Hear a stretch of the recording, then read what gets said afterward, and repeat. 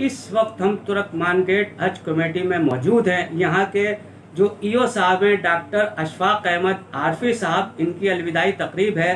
तो तकरीबन ये 6 साल में जो आपने यहाँ गुजारा, जो यहाँ की यादें और जो वाबस्ता हैं, जो वादे हैं आपके, उसको हमसे शेयर करना चाहेंगे सर आप?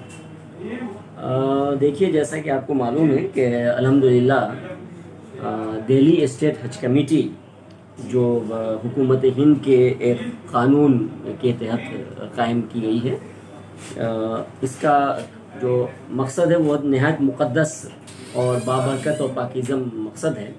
और इसको सिर्फ़ एक सरकारी महकमे के तौर पर नहीं देखा जाना चाहिए। मेरी ये सआदत है कि 25 अगस्त 2014 को मैंने बहैसियत एग्जीक्यूटिव ऑफिसर के और पहले फुल टाइम एग्जीक्यूटिव ऑफिसर की हैसियत से दिल्ली स्टेट हज कमेटी की जिम्मेदारियों को संभाला। उस वक्त मैं दिल्ली विधानसभा, जो दिल्ली लेजिस्लेटिव असेंबली है, उसमें डिप्टी सेक्रेटरी था और वहाँ से हुकूमत दिल्ली की जानिब से ट्रांसफ़र ऑन डेपुटेशन के तौर पर यहाँ पर मुतय्यन किया गया।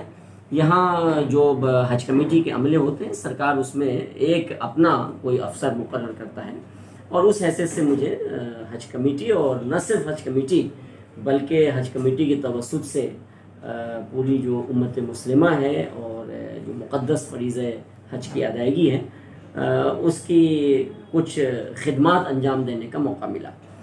और मैंने ये महसूस किया और अपनी जानिब से ये कोशिश भी रही कि ये सिर्फ़ ये नौकरी तक ज़िम्मेदारी न हो, बल्कि उससे भी मज़ीद आगे बढ़ कर के अपने कौम की और अपनी मिल्लत की और अपने समाज की और उस हैसियत से या उस वास्ते से यानी मुल्क की भी खिदमत करने का यहाँ पर मौका मिला। मुझे बहुत खुशी है कि जब मैं यहाँ आया तो उस वक्त दूसरे ही दिन 2014 की मुक़द्दस हज की पहली परवाज़ शुरू होने वाली थी और मैंने ज्वाइन करने के बाद फिर एयरपोर्ट में गया और कई तकरीबन 2, ढाई, 3 बजे रात तक वहीं मौजूद रहा। बहुत अच्छा लगा। वो जो पहला हज था 2014 का मेरा यहाँ पर बहैसियत एग्जीक्यूटिव ऑफिसर के, वो मेरे लिए एक तजुर्बे की चीज़ थी। फिर उसके बाद कई तरह की चीज़ें हमने अपनी इस्तिताअत के मुताबिक, अपनी सलाहियत के एतबार से हज कमेटी के बहुत सारे काम को मुनज़्ज़म करने की कोशिश की।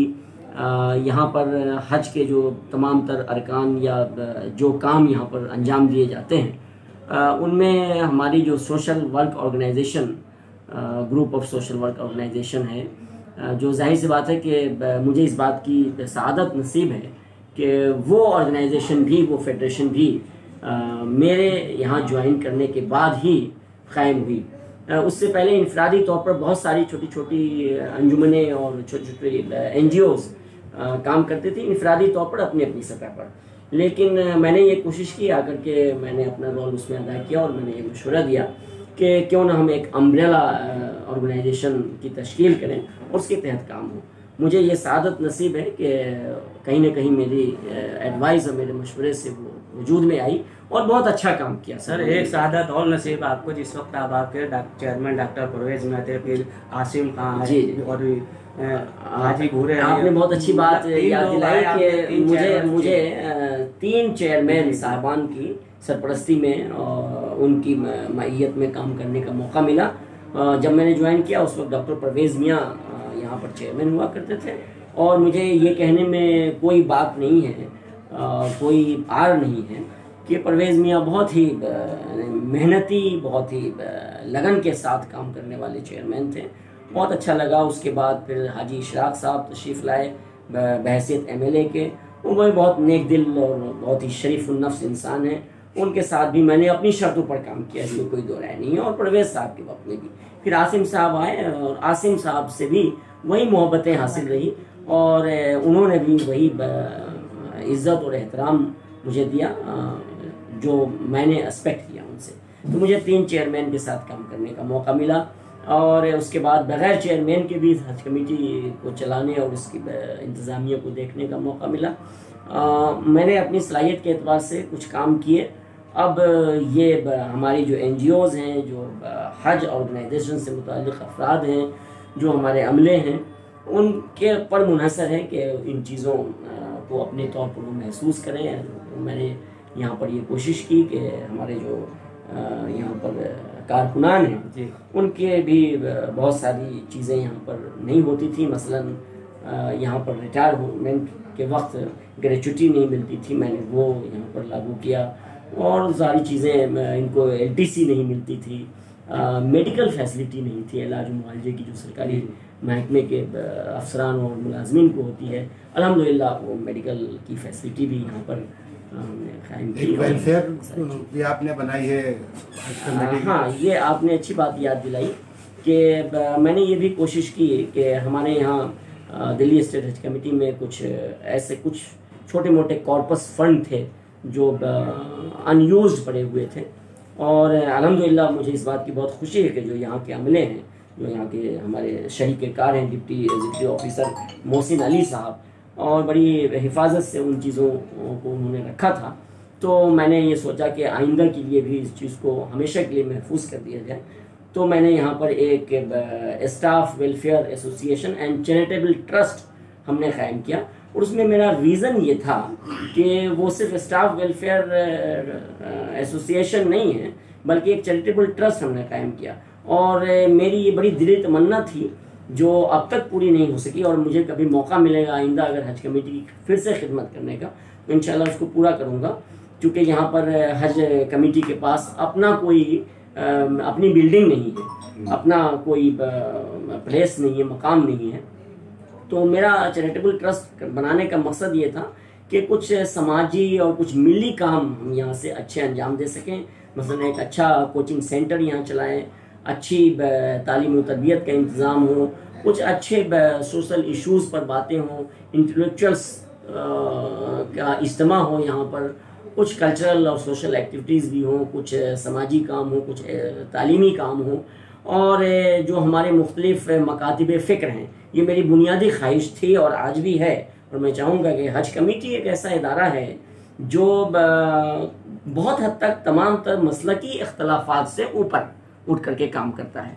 हमारे जितने भी मसलकी ग्रोह हैं, उन तमाम तर ग्रोह का अगर कोई एक जगह इज्तिमा हो सकता है, किसी एक जगह सबको जोड़ सकते हैं, ये मेरा अपना विज़न है, वो हज कमेटी है। और ये काम बहुत आसानी से किया जा सकता है। सर, जैसे कोविड-19 की वजह से इस बार हज पे जो लोग नहीं जा सके और अब आगे आप नहीं होंगे, तो आप अपने स्टाफ को किस तरह से कुछ बताना चाहेंगे कि जो आप अगले साल तो होंगे नहीं, अगर इसके बाद शहादत मिली तो एक अलग दीगर बात है, तो कुछ उनकी स्टाफ को जो उनसे कहना चाहेंगे? जाहिर सी बात है कि अभी जो हालात थे पूरी आलमी सतह पर वो बिल्कुल ही मुनफरिद थे। और ये एक अल्लाह की जानिब से, चूँकि हम मुसलमान होने की हैसियत से हर चीज़ को ये समझते हैं कि मिन जानिबिल्लाह होती है हर चीज़ें, और अल्लाह की मशीयत और मर्ज़ी से होती है।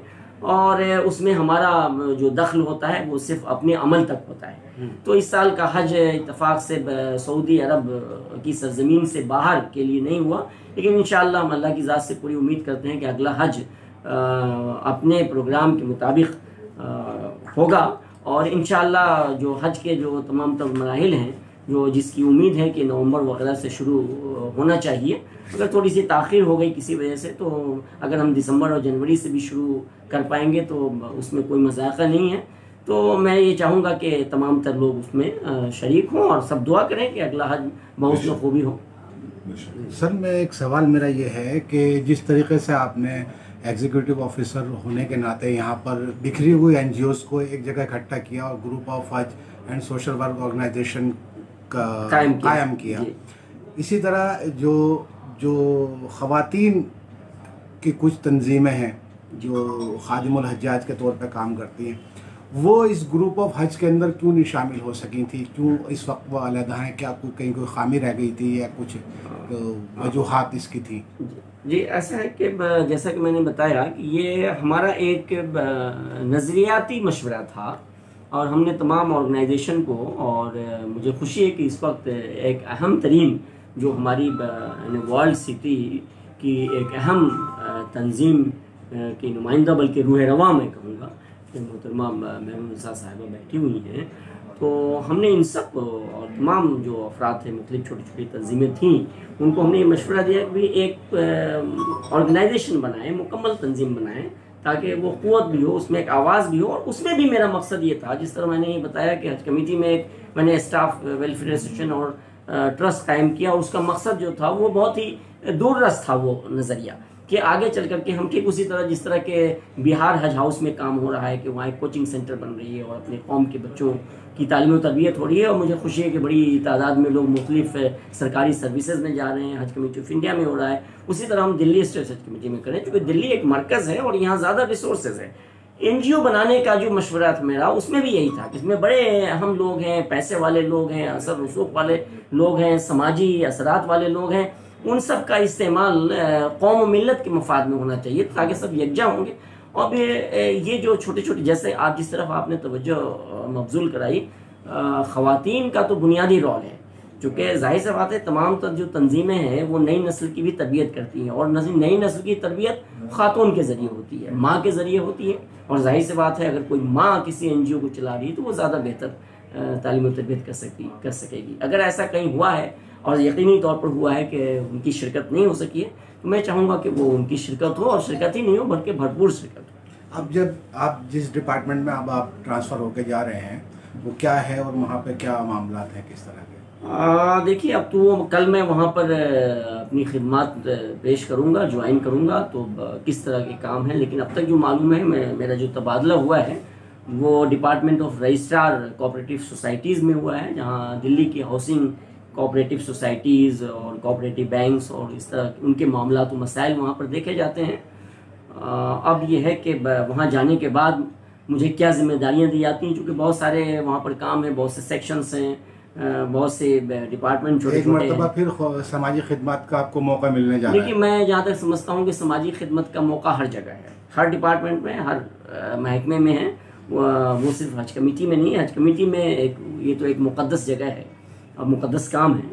वरना आप समाज की खिदमत आप हाउसिंग सोसाइटी में भी कर सकते हैं, समाज की खिदमत आप रेवेन्यू में भी कर सकते हैं, फूड एंड सिविल सप्लाई में भी कर सकते हैं, हाउस और ट्रेड एंड टैक्स में भी कर सकते हैं। बुनियादी बात यह है कि आपकी नीयत दुरुस्त होनी चाहिए, आप बेहतर काम करें, उसूल ज़वाबित के तहत करें और दानिशमंदी से करें।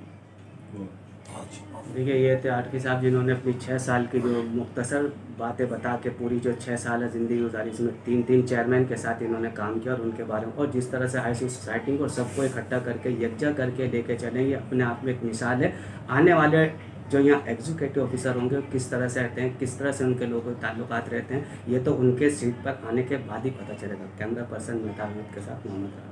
सियासी तकदीर यूट्यूब चैनल को सब्सक्राइब करें और बेल आइकन पर क्लिक करें ताकि आपको सबसे पहले खबरें मिलती रहें।